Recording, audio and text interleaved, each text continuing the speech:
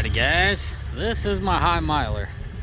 This is the truck that has north of 700,000 on it. You know, I've always been told that Ram's odometer don't read past certain mileage, and here you have it. That, my friends, equates to 1,000,000 kilometers. Yes, sir. But that's not the right mileage on this truck. What I've been told, Ram's software is limited to that.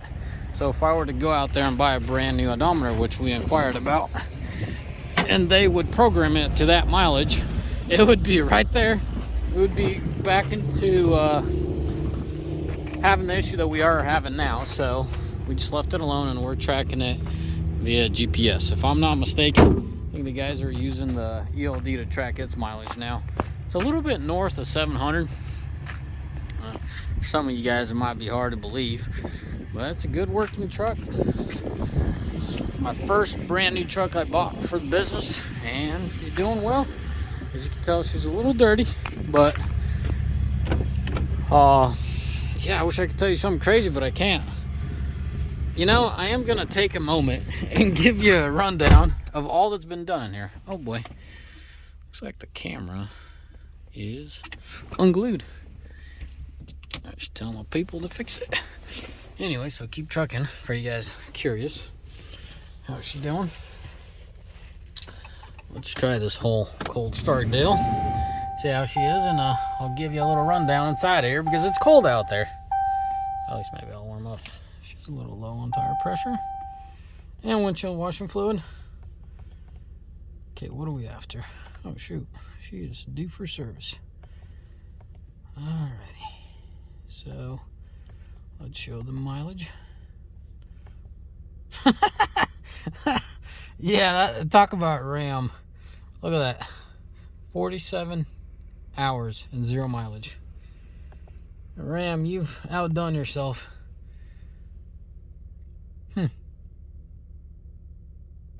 Cool. Let's start her up. Holy smokes, that was easy. Considering this thing hasn't moved in a few days. I guess not too cold outside. I think it's about 39 degrees right there in front and center, Paul. So yeah. There you have it, guys. I don't know what to tell you. I wish I could give you some real world mileage. But I guess part of this whole tracking odometer thing, I don't know. I think it might be a legal matter, to be honest with you. I think I should bring it up to Ram and tell them to up their calculators internally, because there's people out there running their equipment more than the mileage they ever intended for it to run. They're I'm trying to be sarcastic. I guess they calculated for their stuff, but they forgot that they put a Cummins in there, so they forgot to reprogram it. Anyways, guys, shoot, the check engine light's not even on. How about that for a difference? I'll warm up here for a minute, talk about stuff, and then I'll go walk around one more time. Most important question, is the engine original? Yes, it is. Is the tranny original? No, it's not. At about 5, I'm not looking at the records, but if I recall properly, I think 558 was the mileage that this tranny gave up, and it didn't like wreck itself out. What I mean by wreck, when we dropped the oil pan, the oil was still clean. So one of the solenoids gave out. I think it was gear 2 that gave out. So I mean, 558, come on guys. You know what I mean? For an original tranny, that's pretty impressive. We're seeing the 550 as a solid average that these trannies are starting to go out at. So if you're around that mileage, you should probably know that your tranny's going out on its last leg. I can imagine that someone babying it could get it more. Keep in mind that this specific truck was driven by few drivers, and some of them were good and some of them weren't so nice to this equipment. So the fact that it lasted that long is pretty impressive. So let's work our way back. The driveline assembly, so from the transfer case to the rear axle, that has been replaced at 500. It was a whole assembly that was replaced. The rear axle was replaced at 500 as well. Now, as far as the front end, right about every 300,000 it gets new ball joints.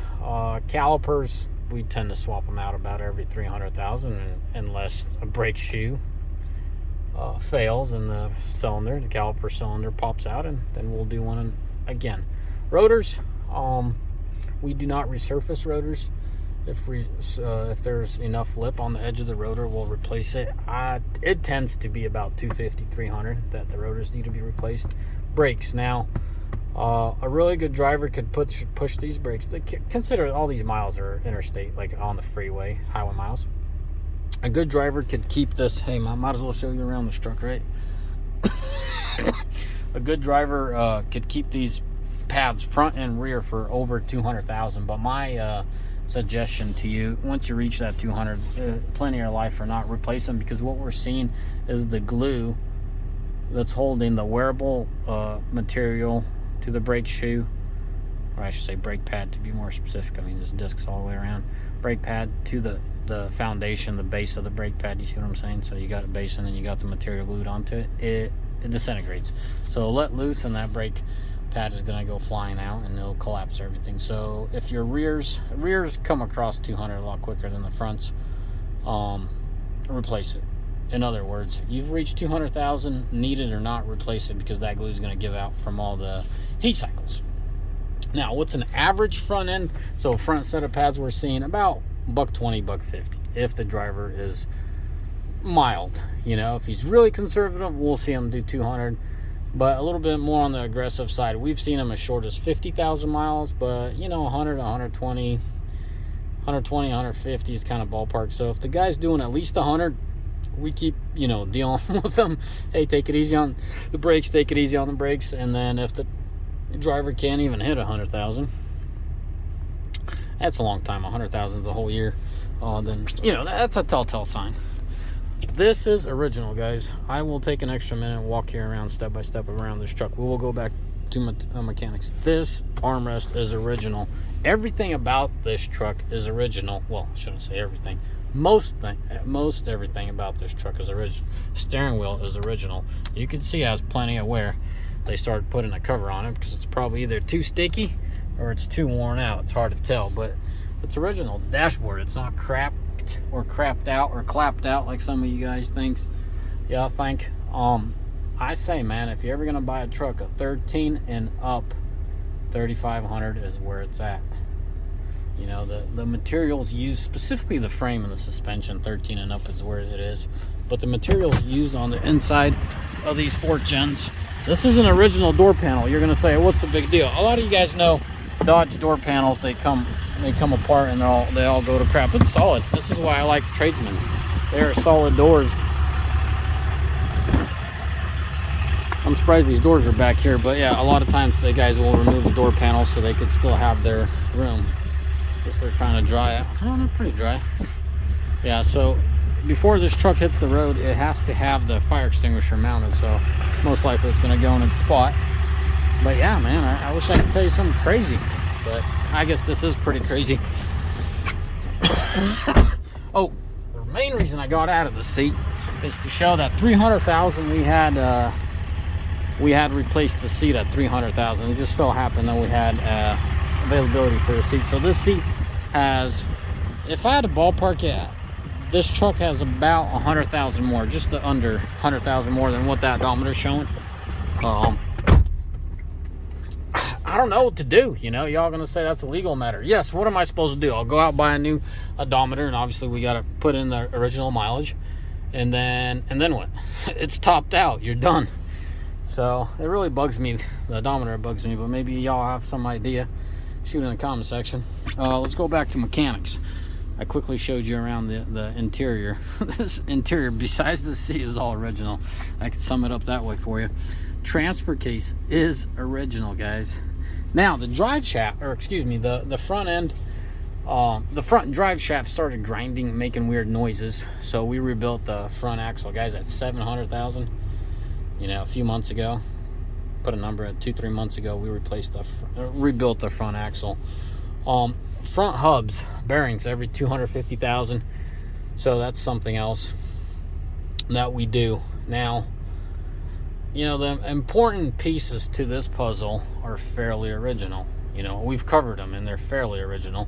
Like the rear housing itself is original. When we rebuild the rear end, it was just bearings. The transfer case original, the transmission is a full replacement. I got to underline that. This tranny was pulled out of another wrecked truck. The truck had 23 or 32,000. I got to look it all up, but I'm not in the office to look up all the records for it. Yeah, this thing almost went off an edge because the driver was being careless. He was in the back roads, logging roads with a tractor, and the trailer started coming off to the side, and pretty much, high center the trailer, and that was a good thing. It buried the truck and trailer, and then we had to go out there and do a 2-day rescue on that. That was years ago.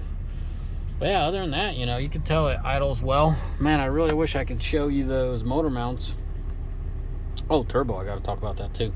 Motor mounts, at 700,000. Literally, this truck came out of the shop just now. We did an oil pan gasket and the motor mounts at 700. Let's say 715 to 720.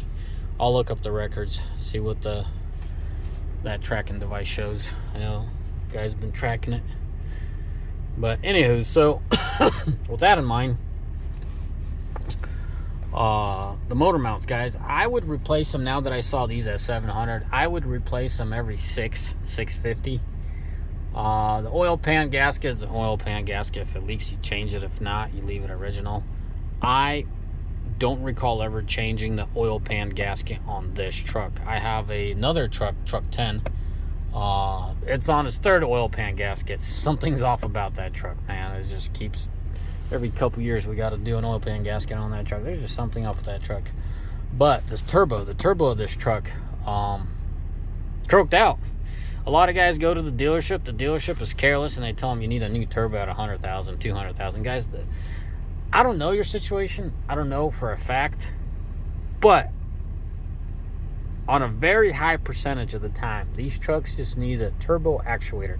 It's the electronic piece to the mechanical electronic piece to your turbo. Your turbo stays original. You just change the little motor that, rotates your VGTs, or should I say positions the VGT of the turbo, and that's it. So this truck had the original turbo replaced at right about 700,000. Yes, sir, you heard that correct. 700,000 miles on this truck.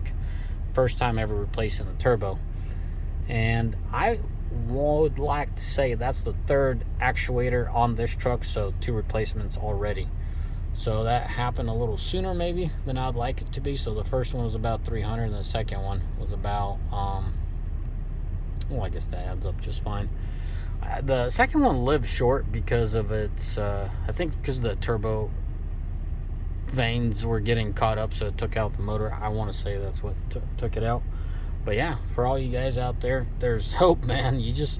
The biggest key to these trucks, you have to work them. This truck is happy because it lived 99% of its life with a trailer behind it.